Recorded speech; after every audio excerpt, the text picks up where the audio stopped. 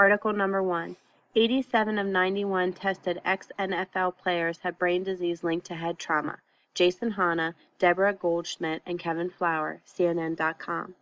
87 of 91 former NFL players who donated their brains to science after death tested positive for a brain disease that is believed to be linked with repeated head trauma and concussions, researchers said.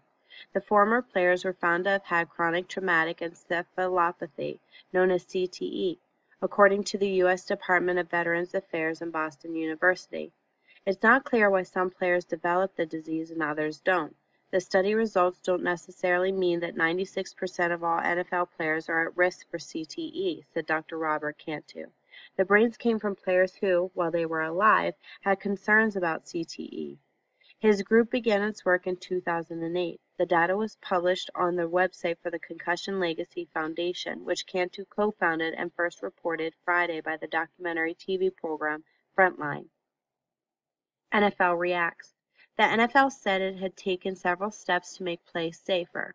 Among the changes in recent years has been conducting pre-game medical assessments of players, along with on-field and post-game assessments of players involved in hard hits. Another has been moving the kickoff spot 5 yards forward, reducing the number of kick returns.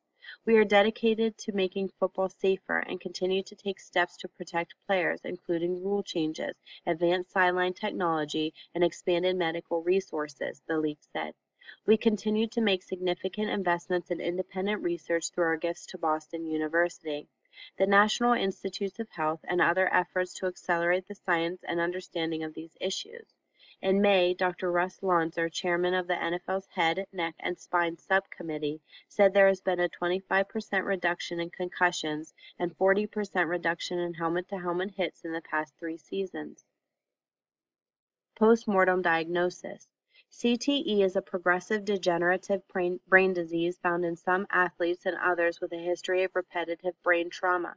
The brain tissue of people found to have CTE displays an abnormal buildup of tau, a protein that, when it spills out of cells, can choke off or disable neural pathways controlling things like memory, judgment, and fear. Cantu is unequivocally clear that CTE is not unique to athletes. There are a number of cases in people who never saw an athletic field, he said. Cantu gave the examples of former military members, people who have suffered from grand mal seizures, autistic children who rocked and banged their heads, abuse victims, and even people who were shot out of a cannon as part of a circus act. CTE can be diagnosed only after death. Earlier this year, the NFL and thousands of former players settled a lawsuit that provides up to $5 million per retired player for serious medical conditions associated with repeated head trauma. While the lawsuit was a combination of hundreds of actions brought by more than 5,000 former players, it may apply to as many as 20,000 former ex-NFLers. The overall rate of incidence of CTE among NFL players can only be determined after a number of brains from players who did not exhibit or experience any symptoms of CTE are studied, Cantu said. Article number 2. Should you let your kids play football? Roxanne Jones, CNN.com.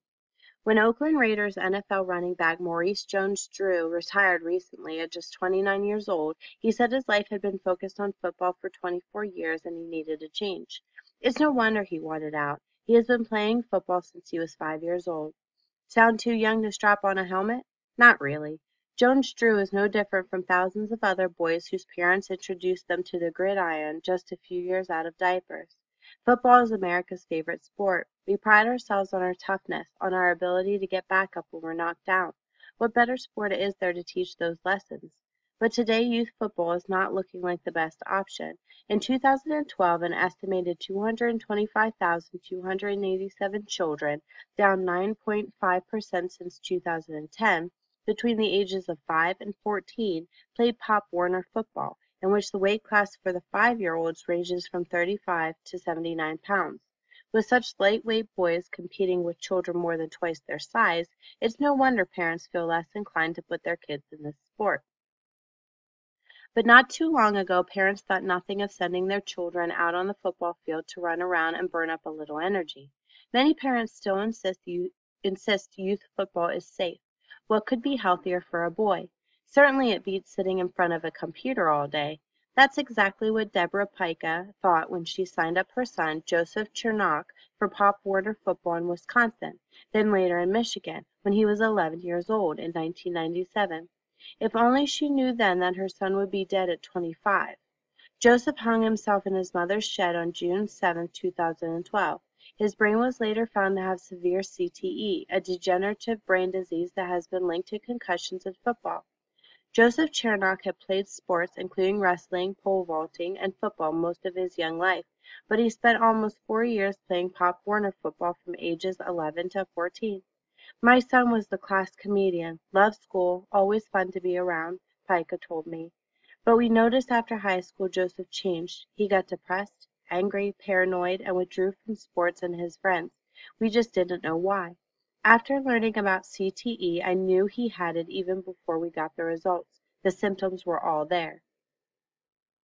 Pica is convinced those early days playing Pop Warner football triggered her son's CTE.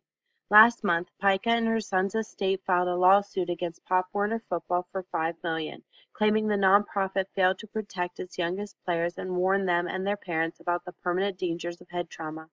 The lawsuit further alleges that Pica's son and other children were intentionally put in danger because Pop Warner used amateur coaches with short tenures who were never properly trained in the game of football, injury prevention, concussion, or head injury identification. So now this mother is on a mission. She wants to stop children younger than 14 from playing tackle football in youth leagues.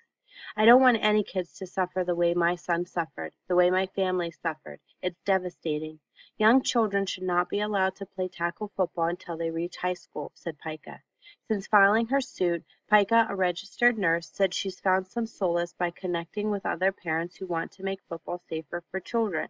But she also has received plenty of hateful emails criticizing her for allowing her son to play in the first place. Critics say that she knew what she was doing when she signed her son up to play football, and some even suggest that Pica should be charged with murder for allowing Joseph to sign up for football, Pica told me, clearly upset. I didn't sign my son up to get a brain disease, she said. We wanted him to play sports, to be active. We knew nothing about concussions then. It wasn't discussed much. It's still not talked about enough today. Should we all be arrested for letting our kids play football? Clearly the lawsuit faces obstacles, especially since Chernock did play other sports, and it may be hard to prove the CTE was triggered by injuries suffered while playing for Pop Warner. But Pica and her attorney, Gordon Johnson, at the Brain Injury Law Group, which is representing Chernock's estate, insist this case is not just about winning. They are going after the economics of youth football leagues, and if they win the lawsuit, it may be less possible for those leagues to buy the insurance policies that allow very young children to play tackle football. We have to prove that Pop Warner was a substantial factor in him getting at CTE, and we knew from research that playing under 12 is when you're most vulnerable, Johnson told media when he filed the suit. The airing of these issues will benefit everybody, he added. John Butler, executive director of Pop Warner Little Scholars, Inc., told me on Thursday via email, Pop Warner has been and will continue to be at the forefront of addressing player safety. While there is incredible sadness in this story, we question the merits of singling out 4 years of youth football amid a career of sports that lasted through high school. Still, when the lawyer talk is done, Deborah Pica won't get her son back, and amazingly, she did not sound bitter, and she's not out to end football. But a 5-year-old playing football, it's ridiculous to have them out there banging their brains around. Some good has come out of all of this, said Pica. More people are talking about CTE. She said it's important that parents listen closely to NFLers like 24-year-old Chris Borland, the San Francisco 49ers linebacker who retired this week after just one season. Borland said he quit because he was afraid of brain injuries. He understands how his decision may affect parents, and he has a message. Parents, if you weigh the risk and decide this is something you want to partake in, it's a free country. But if I could relay a message to kids and their parents, it would be twofold. Number one, make an informed decision. And number two, don't play through concussions. Who knows how many hits is too many?